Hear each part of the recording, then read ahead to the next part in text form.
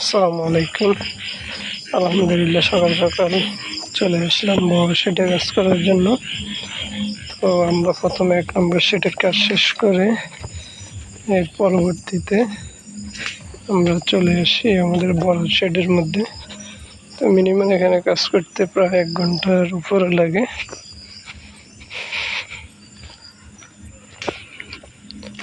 তো যেহেতু বর্তমান মেঘ বৃষ্টি, তো এই জন্য আসলে দেখতেছেন আমাদের খামারের বাইরে আমরা এখানে বালু দিতে পারিনি, তো এই জন্য অনেক কাদা হয়ে রয়েছে। তো যাই হোক, দেখছেন আমাদের গাভীটা মোটামুটি আগের থেকে একটু পরিবর্তন।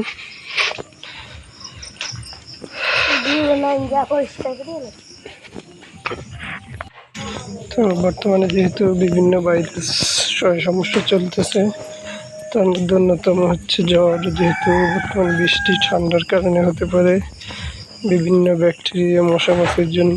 তো সবাই সতর্ক থাকবেন, ভালো থাকবেন। আসসালামু আলাইকুম।